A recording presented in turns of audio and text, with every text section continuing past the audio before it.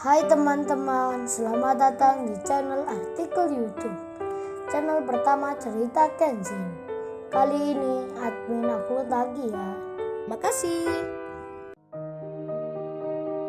Kisah pemuda kaya, anak bos besar, pemilik 73 perusahaan yang menjadi cleaning service. Episode 667. Sarwenda pun bicara pada bapaknya.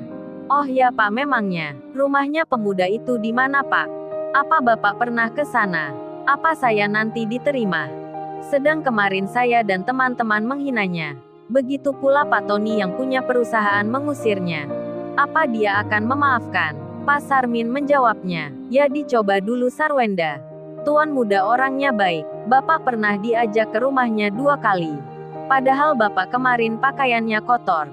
Tapi tetap diajak makan bersama keluarganya. Bapak senang di sana, seperti merasa rumah sendiri. Bapak yang orang tak punya dihargai. Dan kamu lihat sendiri, rumah ini diberikan cuma-cuma. Padahal Bapak baru kenal tuan muda itu. Tak sampai 3 hari. Tapi Bapak dan ibumu, serta anak-anakmu ini, sudah dianggap bukan orang lain.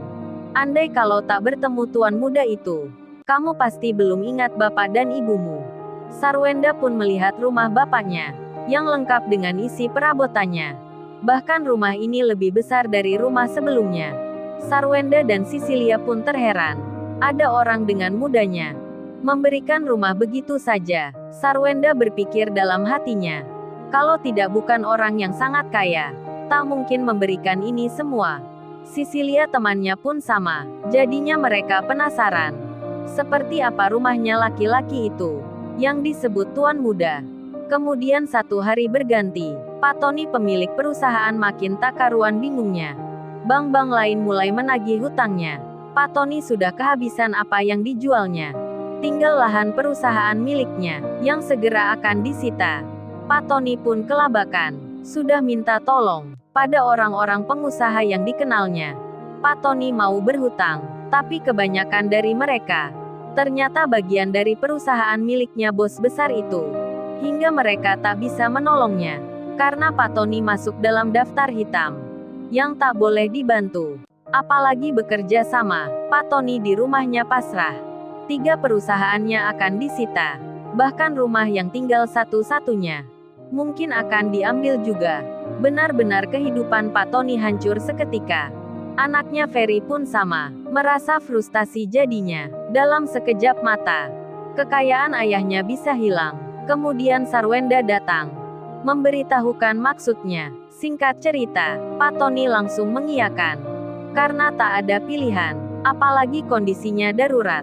Perusahaannya akan disita. Pak Tony pun bersama anaknya dan Sarwenda, serta Sisilia yang ikut pula. Mereka akan ke rumahnya Kenshin.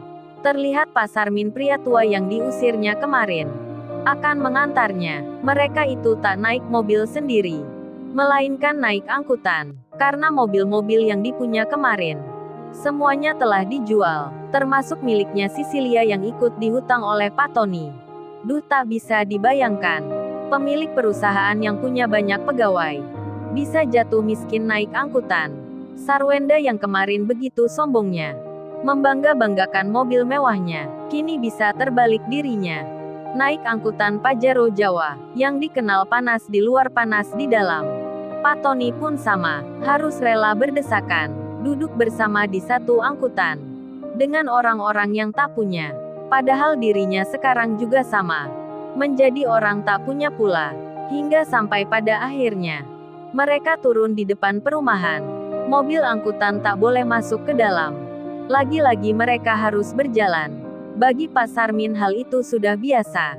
Karena pernah tinggal di jalanan. Makan dari tempat sampah pun dilakukan. Pak Sarmin tak merasa lelah. Tapi Pak Tony dan anaknya, serta Sarwenda dan Sisilia, mereka merasa malu sekali. Datang ke rumahnya orang, dengan berjalan kaki, tak naik mobil sendiri.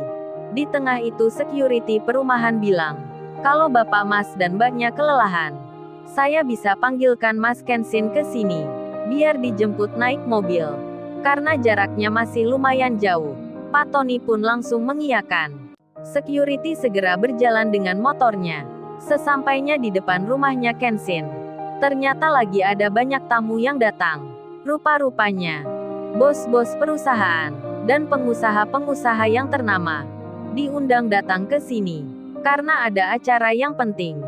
Security perumahan pun mengatakan kalau ada tamunya Tuan Muda Kenshin yang lagi berhenti di blok bagian A8. Mereka kelelahan harap dijemput. Kasian sudah berjalan jauh. Di saat itu ada Bang Hotman yang baru tiba. Ada Pak Mori yang baru datang pula. Mobil mereka belum masuk ke dalam. Bang Hotman dan Pak Mori yang mendengar itu langsung bilang, "Ya sudah kalau gitu biar saya saja yang menjemput tamunya Tuan Muda itu." Kebetulan mobilnya belum masuk ke halaman rumah, jadi bisa langsung berjalan. Pak Mori pun berkata sama, ditemani pula oleh Pak Andi, yang juga ada di situ. Jadinya, Pak Mori, Pak Andi serta Bang Hotman akan menjemput tamunya Kenshin, yang mereka belum tahu itu siapa. Sedang Pak Tony dan anaknya Ferry, serta Sarwenda dan Sisilia, tak punya firasat akan orang yang menjemputnya. Mereka mengira pasti itu sopir biasa atau security rumahnya Kenshin. Dan berjalanlah 3 orang ternama itu, dengan naik mobil masing-masing. Tak lama kemudian, sampailah mereka di blok perumahan yang disebutkan. Pak Tony pun melihatnya, ada 3 mobil yang datang. Sarwenda dan Sisilia pun sama.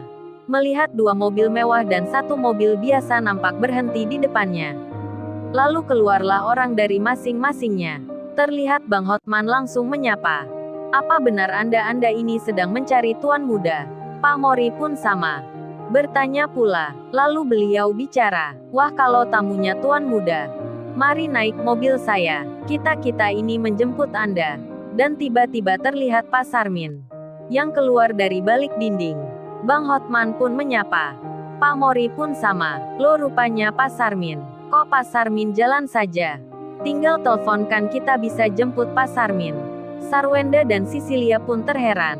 Mereka melongo jadinya. Terkejut sekali dibuatnya. Begitu halnya Pak Tony dan Ferry anaknya. Yang tak bisa percaya, ada Bang Hotman pengacara terkenal.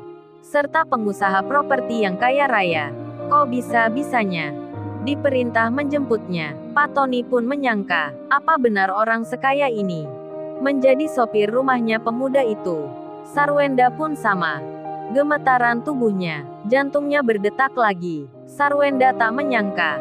Kemarin Pak Tanaka, pemilik dealer mobil mewah yang diperintah, kemudian jadi sopir orang tuanya. Sekarang pengusaha properti dan pengacara ternama, yang akan mengantar pula. Sarwenda jadi bertanya-tanya, sekaya apa pemuda itu? Sekaya apa ayahnya? Sampai orang-orang seperti ini yang menjemputnya.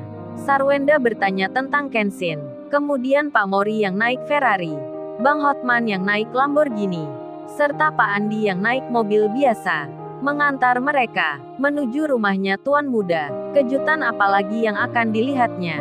Lalu, bagaimana kisah selanjutnya? Subscribe channel ini untuk episode berikutnya. Terima kasih.